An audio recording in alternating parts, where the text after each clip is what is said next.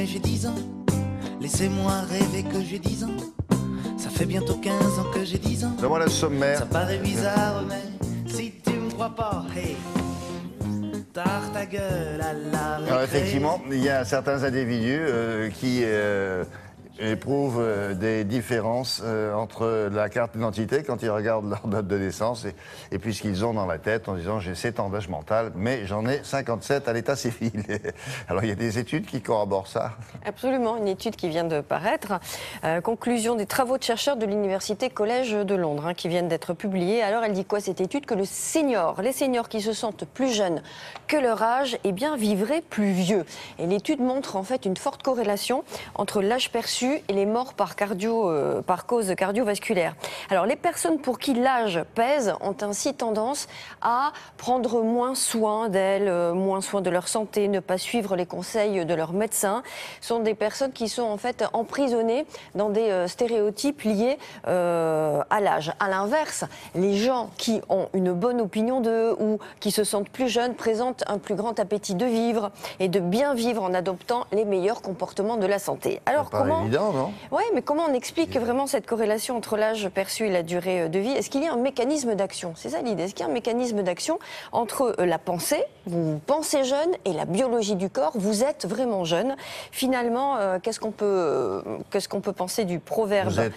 Vous pensez jeune, mais vous n'êtes peut-être pas non plus un corps jeune. Vous pouvez avoir un corps de votre âge et avoir une tête d'enfant. Oui, une tête d'enfant de maturité, vous voulez dire? Non, vous pensez comme un enfant ou comme un adolescent. Vous faites le clown du matin au soir, mais en réalité, le reste du corps ne suit pas.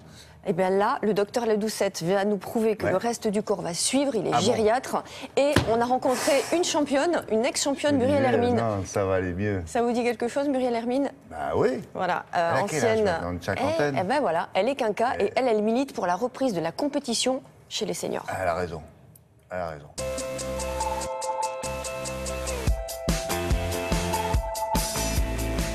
Le ressenti que l'on a de son propre âge est un marqueur.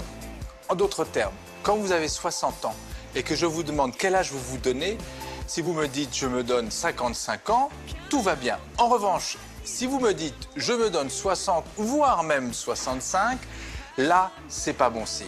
Quelque chose ne va pas. Est-ce à dire que lorsque je me sens plus jeune, je suis physiologiquement plus jeune? Eh bien, probablement.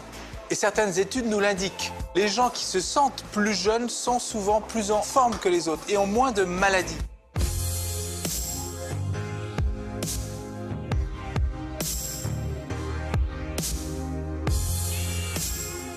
Tout ceci fonctionne comme un cercle vertueux. Dès lors que vous vous sentez bien, physiquement, psychologiquement, vous allez être d'accord pour faire des efforts au niveau de votre alimentation, au niveau de votre exercice physique. Et donc, ça va améliorer votre bien-être physique et psychologique. Et donc, on voit bien s'installer cette spirale vertueuse qui, à terme, va permettre aux individus de vivre plus longtemps et d'aimer ça.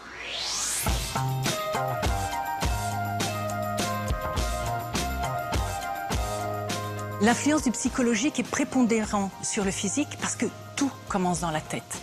C'est déjà dans la tête. Quand on se sent mal dans notre vie, mal dans notre boulot, ça impacte le corps. L'âge, c'est dans la tête. Alors, il y a une réalité, il ne faut pas nier son âge. C'est incontestable. Au contraire, il faut prendre soin de son âge. Il faut l'aimer, il faut l'accepter. C'est très important d'être actif, de se mettre en mouvement, de déterminer quel objectif on veut atteindre. Il y a une deuxième vie à partir de 50 ans parce que nous avons eu un parcours de vie, nous avons vécu des expériences, nous avons une maturité qui nous permet de regarder notre avenir, cette deuxième tranche de vie, en essayant de la ramener à nos désirs profonds, à nous réaliser à titre personnel. Et les seniors dont elle parle, là, ils font des performances sportives, oui ou non? De plus en plus de seniors font des performances sportives, et notamment, vous savez en quoi? En running, en marathon. De plus en plus de seniors de 60 ans, plus de 20% d'augmentation de performance chez les seniors en marathon. Il y a évidemment une deuxième vie à partir de 50 ans, c'est ce que dit Muriel Hermine, en mettant en place une vraie gestion de son capital santé. Et elle dit le mot, hein, elle dit objectif. Il faut avoir des objectifs de santé, de forme, de performance et d'effort. Le salon des seniors, on en parlera, c'est la semaine prochaine, 9-12 avril, Porte de Versailles, et le livre du gériatre Olivier Ladoucette aussi que l'on a interviewé. Merci beaucoup.